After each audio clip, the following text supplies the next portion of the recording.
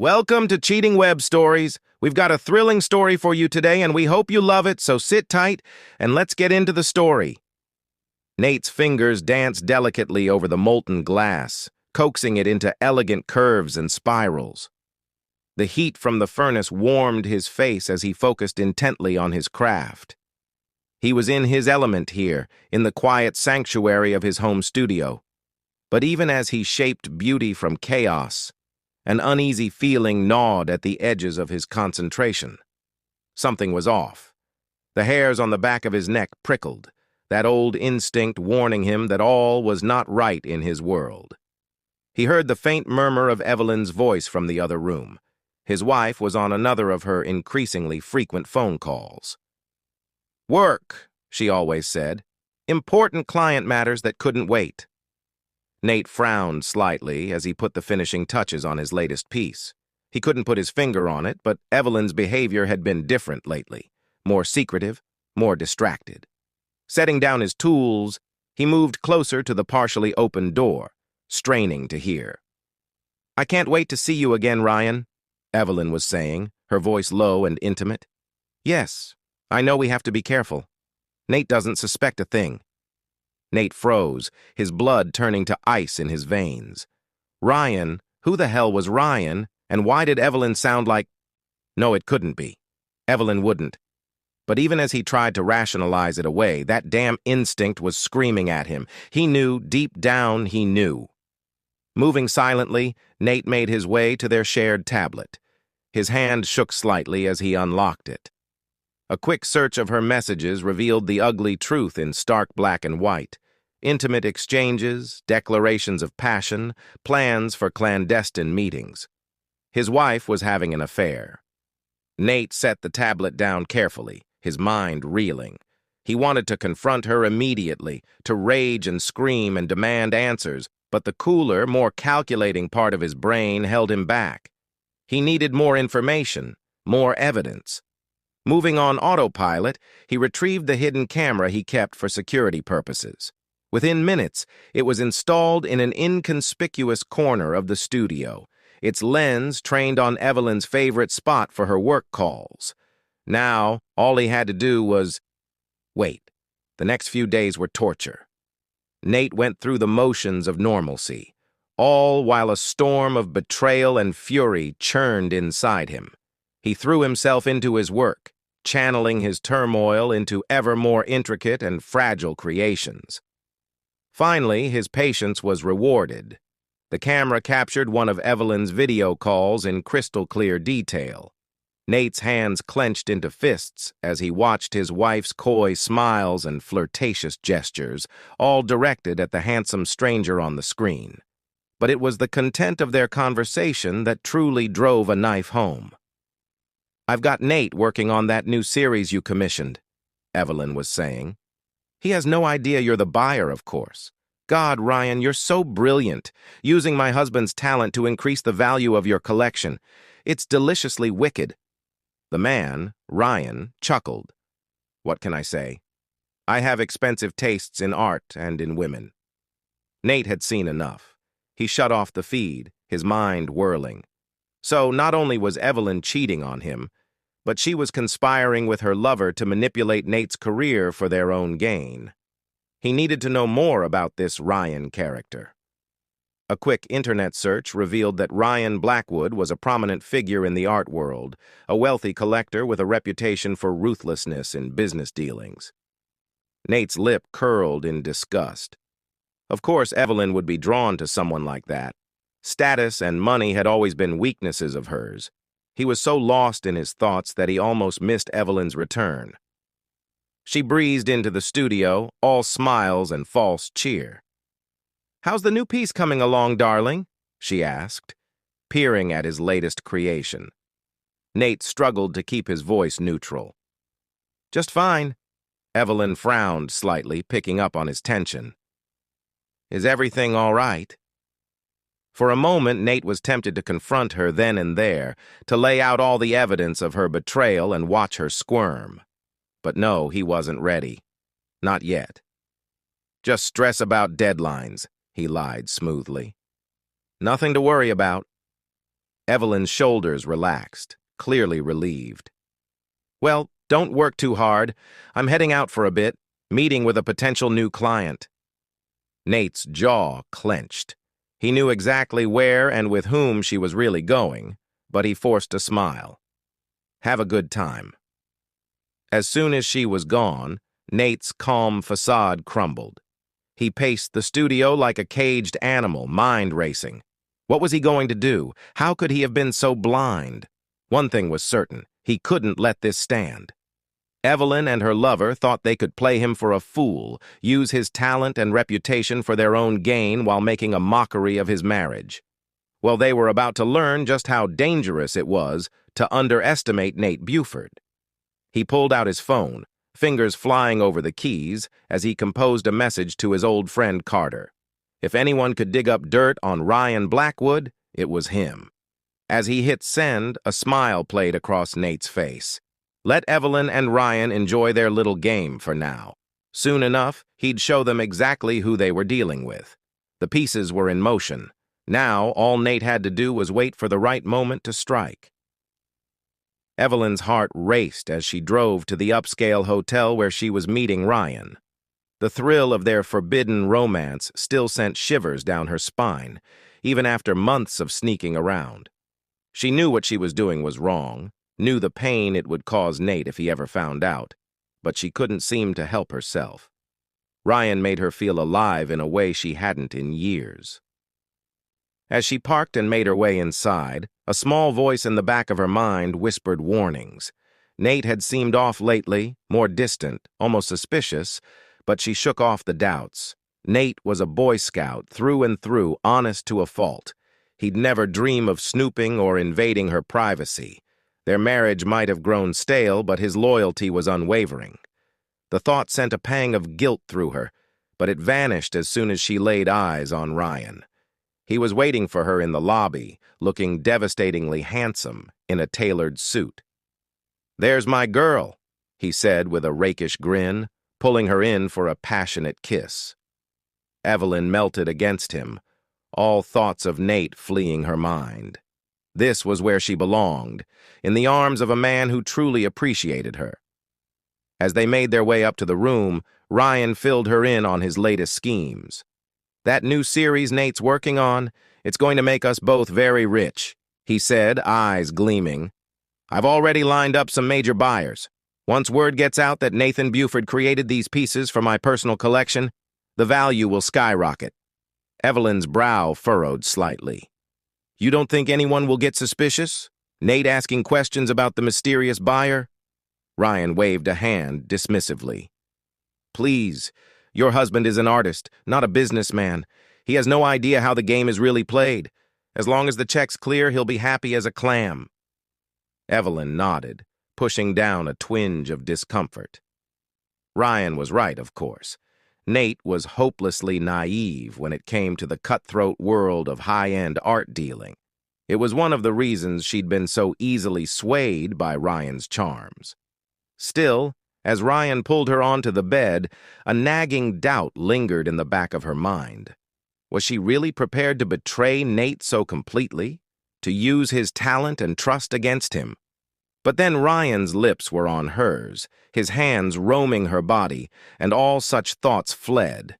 She gave herself over to passion, determined to enjoy every stolen moment while she could. Nate stared at the printout spread across his desk, his expression grim. The results of Carter's investigation into Ryan Blackwood painted an ugly picture indeed.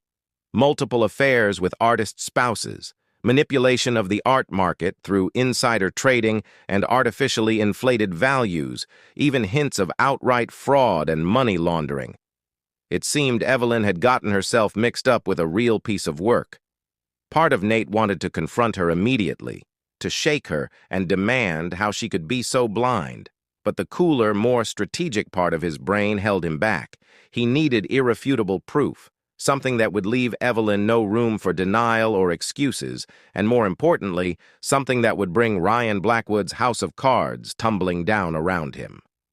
A plan began to form in Nate's mind.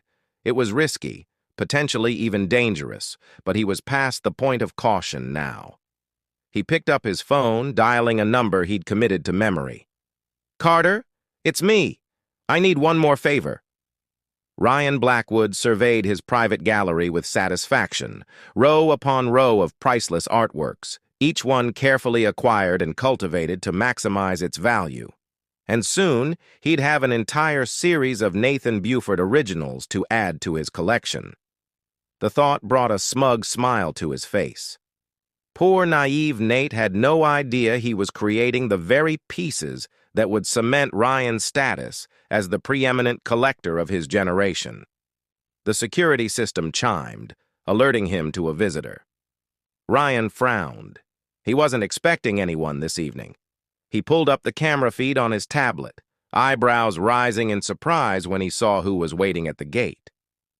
Well, well, it seemed the lamb had decided to walk right into the lion's den.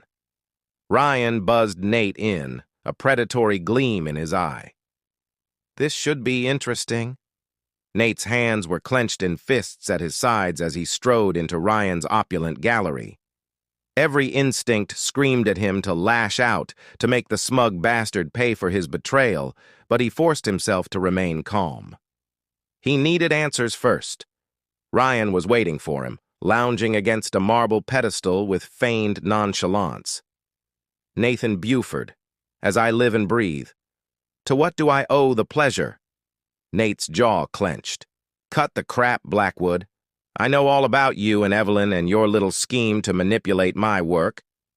For a moment, surprise flashed across Ryan's face, but it was quickly replaced by a cold smirk. "Well, well, it seems the artist has more spine than I gave him credit for. Tell me, Nathan, how does it feel to know you've been nothing but a pawn in our little game?" Rage boiled up inside Nate, threatening to overwhelm him, but he fought it back. "Why?" he ground out. "Why go to all this trouble? You're already wealthy beyond measure. What could you possibly gain from all this?" Ryan's laugh was bitter and mocking. "Oh, you simple fool. You really don't understand how this world works, do you? It's not about the money. It's about power, control, watching self-righteous Boy Scouts like you dance to my tune without even realizing it." He gestured expansively at the surrounding artworks. "Every piece in this room represents a conquest, a life manipulated, a reputation exploited. And now, thanks to your charming wife, I'll have an entire series of Nathan Buford originals to add to my collection. Your magnum opus, created at my behest without you even knowing it. It's delicious, really." Nate's vision went red. Before he even realized what he was doing, he had Ryan by the collar, slamming him against the wall. "You arrogant piece of—" But Ryan just laughed, seemingly unfazed by Nate's display of aggression. "Careful now, Nathan. You wouldn't want to do anything rash. After all, I have some very powerful friends. It would be a shame if your budding career were to suddenly stall." Nate released him, taking a step back. "Is that a threat?" Ryan straightened his jacket, that infuriating smirk still firmly in place. "Consider it a friendly warning. You're playing in the big leagues now, Nathan. The rules are different here. So why don't we come to an arrangement? You keep creating those lovely pieces for me. I'll make you obscenely wealthy, and we can even work out a little schedule for sharing Evelyn's charms. What do you say?" For a long moment, Nate said nothing. Then, with deliberate calm, he turned and picked up one of the delicate glass sculptures adorning a nearby pedestal. "You know," he said conversationally, "the thing about glass is how fragile it can be. One wrong move." He let the sculpture slip from his fingers, watching with satisfaction as it shattered on the marble floor. "Oops!" Ryan's face contorted with rage. "You idiot! Do you have any idea how much that piece was worth?" Nate met his gaze evenly. "Not nearly as much as your reputation will be when I'm done with you." With that, he turned and strode out of the gallery, leaving a sputtering Ryan in his wake. As he made his way down the winding driveway, Nate caught a glimpse of movement in one of the upstairs windows. A woman's face, watching the scene unfold with an unreadable expression. Ryan's wife. Nate filed the information away for later. He had a feeling it might prove useful. For now, though, he had preparations to make. The final act of this little drama was about to begin, and Nate intended to be the one writing the ending.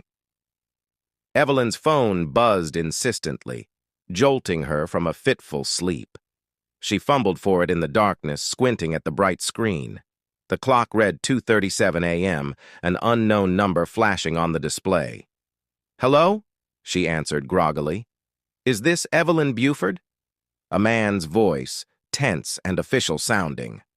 "Yes, who is this?" "This is Officer Ramirez from the Metro PD. I'm calling about Ryan Blackwood. There's been an incident. He's been taken to St. Mary's Hospital. It's serious, ma'am. You were listed as his emergency contact." Evelyn's blood ran cold. "What happened?" "Is he—" "I can't give details over the phone, ma'am. You should get to the hospital as soon as possible." The line went dead. Evelyn sat frozen for a moment, her mind reeling. Then she sprang into action, throwing on clothes haphazardly. Nate stirred beside her. "Ed, what's going on?" She hesitated. "Work emergency?" She lied smoothly. "Go back to sleep. I'll explain in the morning." As she drove through the quiet streets, her hands shook on the steering wheel. What the hell had happened? And why was she Ryan's emergency contact? That idiot, if he'd gotten them exposed. The emergency room was a flurry of activity. Evelyn approached the desk, her heart pounding. "I'm here about Ryan Blackwood. I got a call." The nurse's expression turned grave. "Are you family?"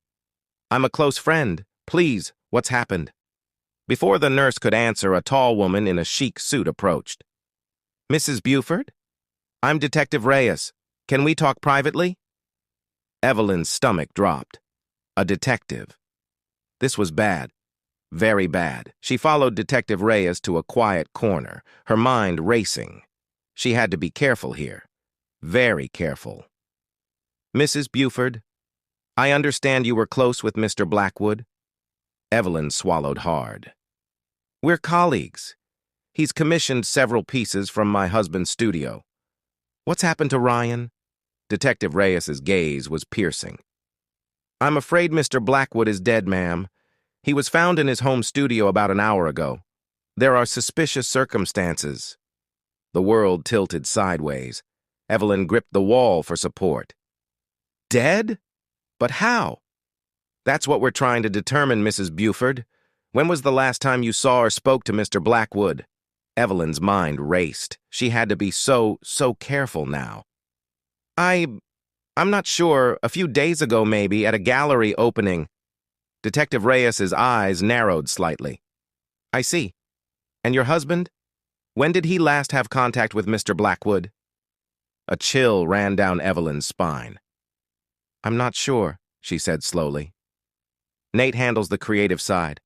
I deal more with the business end of things. Why do you ask?" The detective's expression gave nothing away.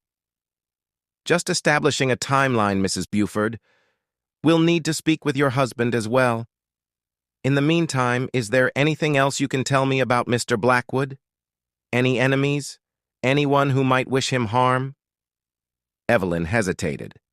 This was her chance, a way to distance herself from the whole sordid mess. And if suspicion fell on Nate, well, he had been acting strangely lately. Who knew what he might have done in a fit of jealous rage? I'm not sure if it's relevant," she began hesitantly. "But Nate and Ryan did have a disagreement recently over some commissioned pieces. It got rather heated." Detective Reyes leaned forward slightly. "Go on." Nate felt Ryan was being too demanding, trying to rush the creative process. And Ryan, well, he can be quite forceful when he wants something. I mean, he could be— Evelyn's voice broke convincingly. "I never thought it would come to this, though. Surely Nate wouldn't—" She let the implication hang in the air. Detective Reyes nodded. "Thank you, Mrs. Buford. We'll be in touch. Please don't leave town." As the detective walked away, Evelyn sagged against the wall. What had she done? But no, it was necessary. She had to protect herself. Nate would understand. He'd forgive her eventually, wouldn't he? Nate was rudely awakened by a pounding on the front door. Bleary-eyed, he stumbled downstairs, noting Evelyn's continued absence with a mixture of anger and resignation. He opened the door to find two grim-faced police officers on his doorstep. "Nathan Buford." "Yes." "I'm Detective Reyes. We need you to come down to the station to answer some questions about Ryan Blackwood." Nate's stomach clenched. "What's this about?" "Mr. Blackwood was found dead in his home earlier this evening. We're investigating the circumstances." "Dead? Ryan was dead?" Nate's mind reeled. "I don't understand. What does this have to do with me?" Detective Reyes's expression hardened. "That's what we're hoping to find out, Mr. Buford. Now, are you going to come with us voluntarily, or do we need to make this official?"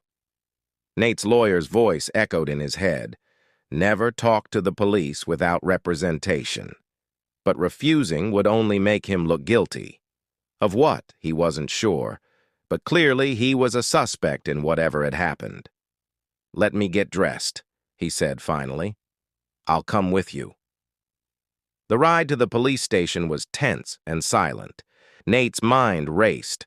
Ryan was dead, murdered most likely, given the police involvement. And they thought he had something to do with it? It was absurd. Sure, he'd confronted Ryan, smashed that sculpture, but murder? He wasn't capable of that, was he? At the station, they led him to a small, windowless room. Detective Reyes sat across from him, her expression unreadable. "Mr. Buford, can you tell me about your relationship with Ryan Blackwood?" Nate chose his words carefully. "He was a client. He commissioned several pieces from my studio." "Just a client? Nothing more personal?" Nate's eyes narrowed. "What are you implying, detective?" "We have reason to believe your relationship with Mr. Blackwood was more complicated than that. Witnesses place you at his home earlier this evening, engaged in what appeared to be a heated argument. Want to tell me what that was about?" He should have known there would be security cameras. Stupid, stupid, stupid. "I'd like to speak with my lawyer now," Nate said firmly. Detective Reyes leaned back, a small, satisfied smile playing at her lips. "Of course, but I should warn you, Mr. Buford, we have physical evidence placing you at the scene. We have witnesses to your argument, and we have a statement from your wife about your volatile temper where Mr. Blackwood was concerned. I'm not saying another word without my lawyer present," he repeated. Detective Reyes nodded. "As you wish, Nathan Buford. You're under arrest for the murder of Ryan Blackwood. You have the right to remain silent." As Detective Reyes read him his rights, Nate's mind spun. This couldn't be happening. He was innocent, but the evidence and Evelyn's betrayal, he had a sinking feeling that things were about to get much, much worse. Carter rubbed his eyes, staring at the computer screen with growing frustration. He'd been at this for hours, combing through every scrap of information he could find on Ryan Blackwood and the circumstances surrounding his death. The ping of an incoming message jolted him from his thoughts. It was from Nate, sent through the secure channel they had set up for just this purpose. "Carter, I need your help. I've been arrested for Ryan's murder. I'm innocent, but the evidence looks bad.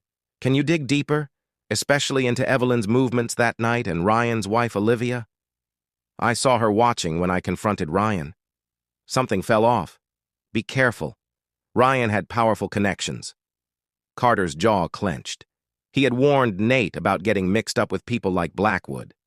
The art world was a cesspool of corruption and manipulation. But Nate, with his damn Boy Scout ethics, had thought he could navigate it unscathed. Well, no use crying over spilled milk now. Time to get to work. He cracked his knuckles and dove back into his research with renewed vigor. Financial records, phone logs, social media accounts, anything that might shed light on the tangled web of relationships surrounding Ryan Blackwood. A pattern began to emerge. Ryan's acquisitions often followed a similar pattern. He'd ingratiate himself with up-and-coming artists, seducing their spouses or partners. Then he'd use that leverage to manipulate both the artist and the market, driving up prices and consolidating his power in the art world. It was clever, Carter had to admit. Ruthless, but clever. He dug deeper into Evelyn's background. On the surface, she seemed clean, but there were discrepancies, small ones easily overlooked, unexplained deposits in overseas accounts, frequent business trips that didn't quite add up. Carter's eyes narrowed. It seemed Nate's wife was more than just a passive participant in Ryan's schemes, but something still didn't fit.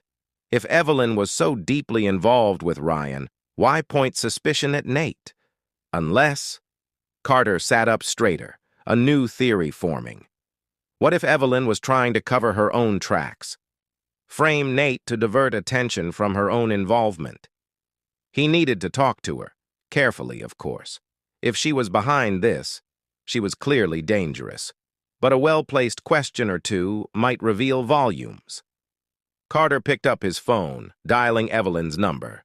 Time to see just how deep this rabbit hole went. Evelyn paced her living room, anxiety clawing at her insides. Everything was falling apart. Nate arrested, Ryan dead, her carefully constructed world crumbling around her. The doorbell rang, startling her. She approached cautiously, peering through the peephole. A man she didn't recognize stood on the porch, his stance casual but alert. "Mrs. Buford," he called through the door. "I'm Carter, a friend of Nate's. I was hoping we could talk." Evelyn's heart raced. One of Nate's friends. This could be bad, very bad, but refusing to speak to him would only raise more suspicions. She opened the door, plastering on a worried smile.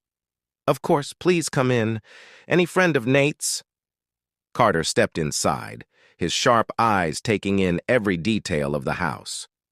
"Thank you, Mrs. Buford. I won't take up much of your time. I just had a few questions about the night Ryan Blackwood died." Evelyn's smile faltered slightly. "I've already spoken to the police. I'm not sure what else I can add." Carter's gaze was penetrating. "Sometimes a fresh perspective can reveal new insights. For instance, I couldn't help but notice some discrepancies in your financial records from the past few months." The blood drained from Evelyn's face. How did he know about that? Who was this man? "I'm not sure what you're implying," she said stiffly. "But I think you should leave now." Carter held up his hands in a placating gesture. "Of course, I apologize if I've upset you. Just one more question, if I may. The night Ryan died, where were you between 9 p.m. and midnight?" Evelyn's mind raced. She had told the police she was home all evening, but if this man had access to her financial records, what else did he know? "I was out," she said finally. "Running errands. I needed to clear my head after everything that happened with Nate and Ryan." Carter nodded thoughtfully. "I see. Well, thank you for your time, Mrs. Buford. I'm sure we'll be speaking again soon." As he left, Evelyn sagged against the door. This was bad. Very, very bad. She needed to do something, and fast, before everything she'd worked for came crashing down around her. Olivia Blackwood stood at the window of her palatial home, a glass of wine clutched in her trembling hand. The grounds were crawling with police, combing every inch for evidence of her husband's murder. Ex-husband, she reminded herself bitterly. The divorce papers had been drawn up weeks ago. All that was left was to serve the bastard. Now, she'd never get the chance. A soft knock at the door pulled her from her brooding. "Mrs. Blackwood, there's a man here to see you. Says he's a private investigator working for Nathan Buford." Olivia's eyebrows rose. Nathan Buford? The artist whose wife Ryan had been screwing? This could be interesting. "Send him in," she said, straightening her posture and smoothing her features into a mask of a grieving widow. The man who entered was nondescript, but his eyes were sharp and assessing. "Mrs. Blackwood, I'm Carter." I'm looking into the circumstances surrounding your husband's death on behalf of Nathan Buford. Olivia's lip curled slightly. You mean the man accused of murdering my husband? Bold move, sending an investigator to question me? Carter's expression remained neutral. Mr. Buford maintains his innocence. I'm simply trying to uncover the truth wherever it may lead. I was hoping you might be able to provide some insight into your husband's business practices. Olivia laughed bitterly. Business practices? Is that what we're calling it now? Ryan's business was destroying lives and manipulating people. He was a monster. She saw the glint of interest in Carter's eyes and cursed inwardly. She'd said too much. The wine was making her sloppy. That's an interesting perspective, Mrs. Blackwood. Can you elaborate? Olivia turned away, staring out the window again. I think you should leave now. I have funeral arrangements to make. But Carter pressed on. One more question, if I may. The security footage from the night of your husband's death shows an argument between the two of you. Can you tell me what that was about? Olivia froze. How did he know about that? The footage should have been erased. I don't know what you're talking about, she said coldly. Now get out before I call security. As Carter left, Olivia's mind raced. This was bad. If that footage had survived, she needed to act fast before everything she'd done was exposed. Little did she know, her actions that night were about to come back to haunt her in ways she could never have imagined. The courtroom was packed as Nate's lawyer presented the new evidence. Security footage showing Olivia Blackwood entering Ryan's studio shortly after Nate's confrontation, financial records revealing a pattern of embezzlement and fraud that Ryan had been on the verge of discovering, and most damning of all, traces of the poison used to kill Ryan found on a pair of gloves in Olivia's car. As the judge ordered Nate's release and the investigation reopened, Evelyn sat in the back of the courtroom, her face pale. This changed everything. With Nate exonerated, attention would inevitably turn to her own involvement in Ryan's schemes. She watched as Nate was embraced by his supporters, his face a mixture of relief and determination. Their eyes met briefly across the crowded room. The coldness in his gaze sent a chill down her spine. Evelyn slipped out of the courtroom, her mind racing. She needed to disappear fast, before the house of cards she'd so carefully constructed came tumbling down around her. But as she hurried toward the exit, a hand gripped her arm. She turned to find herself face to face with Detective Reyes. Going somewhere, Mrs. Buford? I think you and I need to have another chat. Evelyn's heart sank. She had a feeling things were about to get much, much worse. Carter's fingers flew over the keyboard, his eyes narrowed in concentration. He'd been combing through the security footage from Ryan's mansion for hours, looking for any clue that might exonerate Nate. And now, finally, he had something. The grainy video showed Olivia Blackwood entering Ryan's studio shortly after Nate's confrontation. Her body language was tense, agitated, and in her hand. Carter leaned closer to the screen, a smile playing at his lips. Bingo, he said. He picked up his phone, dialing Nate's lawyer. I've got something you're going to want to see. Olivia Blackwood sat in the stark interrogation room, her designer clothes rumpled, her normally immaculate makeup smeared. She looked a far cry from the polished socialite who had ruled the art world alongside her husband. Detective Reyes entered, a file tucked under her arm. Mrs. Blackwood, we have some new evidence we'd like to discuss with you. Olivia's eyes darted nervously. I've already told you everything I know. Have you? Reyes laid out a series of photos on the table. Security camera stills showing Olivia entering Ryan's studio, close-ups of the glass in her hand. Care to explain this? Olivia's face drained of color. I don't. We found traces of the poison used to kill your husband on a pair of gloves in your car, Reyes continued relentlessly. The same poison that was in that glass you're carrying in these photos. Olivia's composure cracked. You don't understand, she whispered. Ryan, he was a monster. You have no idea what he was capable of. So, you killed him? Olivia's laugh was bitter, bordering on hysterical. I saw an opportunity and I took it. That other man, the artist, I saw him storm out after their fight. I knew Ryan would be angry, distracted, vulnerable. She leaned forward, her eyes wild. Do you know what it's like to be married to a man like that? To watch him destroy lives, manipulate people all for his own gain? I couldn't take it anymore. I couldn't let him hurt anyone else. Reyes's expression remained impassive. Olivia Blackwood, you're under arrest for the murder of Ryan Blackwood. You have the right to remain silent. As Reyes read her rights, Olivia sagged in her chair. It was over, all of it, and in a twisted way she felt something she hadn't in years, relief. Nate stood outside the courtroom, his face a mask of grim satisfaction as he watched Olivia being led away in handcuffs. It was over. He was free. A commotion down the hall caught his attention. Evelyn was being escorted out by two officers, her face pale and drawn. Their eyes met for a brief moment. Nate saw fear there, and something else. Regret. He turned away. Whatever Evelyn was feeling, it was too little. Too late. Carter appeared at his side. You okay, man? Nate nodded slowly. Yeah, I think I am. Thanks for everything, Carter. I owe you. Carter clapped him on the shoulder. Just glad we got to the truth. So, what now?